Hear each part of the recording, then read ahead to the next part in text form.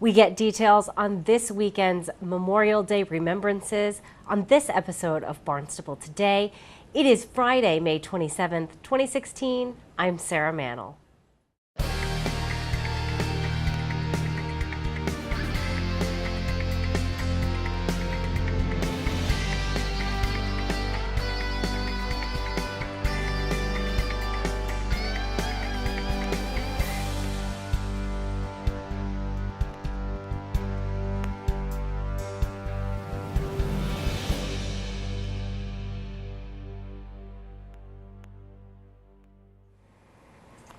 Good morning, everyone. You are watching Barnstable this morning. I'm Sarah Colvin. Memorial Day weekend is upon us, and to talk about the annual Memorial Day Parade and Ceremony, I welcome Scott Dutra, the Assistant Director of the Department of Veterans Services. Scott, good morning and welcome to the show. Thank you for having me on. Thank you so much for coming on. So, Scott, of course, Memorial Day, certainly on one hand is the unofficial start to the summer, but on the other, really a time to remember those who have served and those who have fallen. Yes. So talk to me a little bit about the significance of Memorial Day. Well, since we have the two holidays that basically show veterans to the public, and that's the Memorial Day and Veterans Day.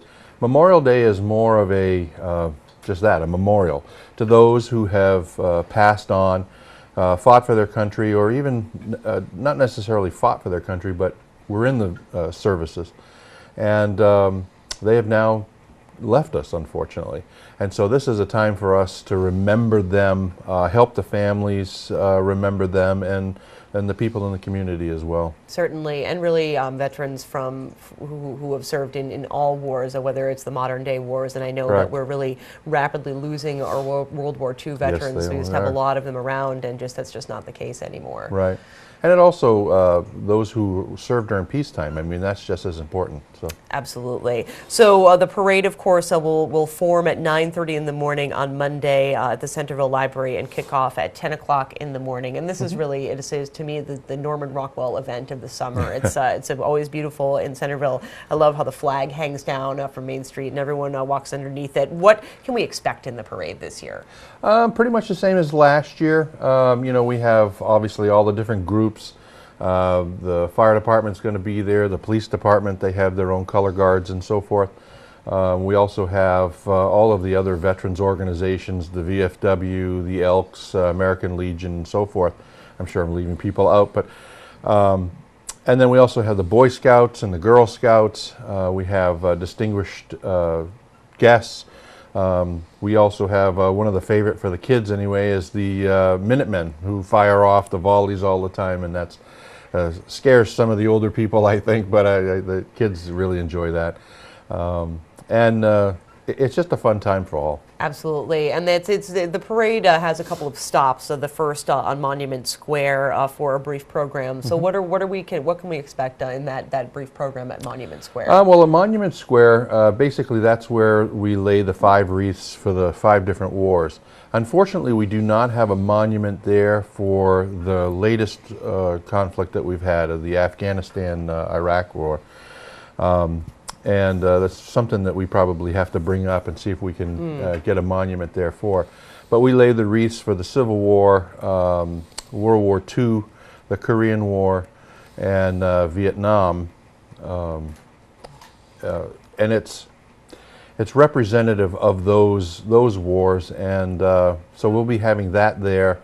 We also have the Flanders Fields poem that's read, and the peace poem that's read by one of the people from one of the schools in the area. So it's a sobering time, but it's a good memorial. Sure. Now, I think in many of these ceremonies we do see that the ceremonial laying of the wreath on the monuments. What is the significance of laying a wreath at those monuments? Well, to me, if you look at any kind of ceremonial thing, they usually lay some sort of a wreath. It's in remembrance of those who have sacrificed or given their lives, or either voluntarily or non-voluntarily.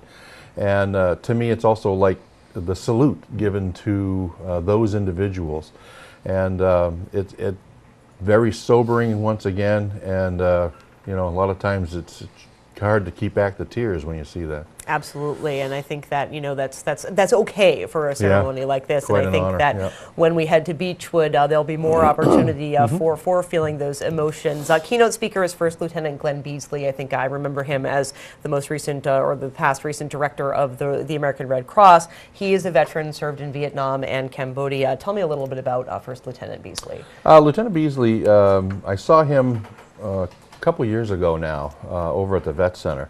And his name was brought to me again. He's a World War II. He's a veteran of the Vietnam War, highly decorated, has 3 Purple Hearts, and we wanted to kind of get someone who had something to do with the Vietnam War, only because this is the memorial for the Vietnam War. It's been 50 years now. 40, 50 years. And so I wanted to kind of represent that to the people. And he's a very good representation of that. And I'll be giving his bio during the ceremony, so come along and hear what I have to say. Absolutely. And one of the newer traditions at this Beechwood cemetery is you're asking folks to bring with them pictures Yes. of folks that they've lost. And we were talking before we started this interview that both of us have lost members of our family in the past year who were veterans. I love this idea, and I think it's so important to be able to share the faces and really serve those memories. So tell me how that fits into this ceremony. Well, you know, it was one of the things that I came up with just a couple of years ago, and I really wanted to get the public involved with the parade. You know, it's nice to stand and watch the parade go by and clap and hear all the stuff going on and the excitement of it, but I wanted them to have a part in the actual ceremonies. And so I came up with that because this way they get to participate at the cemetery and have a loved one. They can connect with the Memorial Day. Now this picture of this person doesn't have to be someone who was, say, killed in combat or anything. They could have lived a good normal life after, but have just passed on, but they were a veteran, and that's all we're trying to do is get people to connect with it. Absolutely, and there'll be a nice remembrance for that. Scott, again, this all begins 9:30 in the morning, where the parade starts at 10 o'clock. It kicks off. Anything else people should be aware of? I know that folks are encouraged to kind of follow the parade to the various stops if you want to go to Beechwood, and then the street will remain closed so that folks can safely walk back to their cars. Yeah, we try to encourage people to get there as early as possible, especially if they're participating in the parade. Because it can get to be, you know, quite hectic down at the site in front of the library and the church. And the police close the road at, it's usually about anywhere between 4:15 and 5 and of 10. And so if you have a person you're dropping off for the band or someone coming for the parade, please try to be there before 9:30 because we want to try to sign or get everybody into their groups by 9:30 so that we can kick off right at 10 o'clock. But yeah, we look forward to it, and hopefully the weather's going to participate with us. And certainly have our fingers crossed. Now, do you have your lineup pretty much set? I would think that, you know, this is going to be Thursday by the time this is airing to our public. But if anyone kind of wants to be a last-minute entry, is that something that they need to contact you, or are you pretty much set? They can contact me. I mean, everything we have, obviously, it can't be in stone because obviously things come up. But if they have something that they would like to bring to the parade, you know, give me a call, and we'll see if we can fit them in. If not, you know, we can always use it for next year. Wonderful. Well, Scott, thank you so much for joining us here on Barnstable this morning, and we will see you along the parade route on Monday morning. That you will. I appreciate it. Thank you for having me. You're welcome. Scott Dutra, of course, is the Assistant Director of the Department of Veterans Services here in the town of Barnstable. Again, the parade kicks off at 10 o'clock in the morning at the Centerville Library. For Barnstable This Morning, I'm Sarah Colvin. Well, be sure to tune in to our hour-long news program, Barnstable This Morning. That program airs weekdays at 8 a.m. On Tuesday's show, we will not actually be here for a show on Monday due to Memorial Day, but on Tuesday's show, we'll be back with a full program. We'll chat with Police Chief Paul McDonald and DPW Director Dan Santos. For Barnstable Today, I'm Sarah Mantle.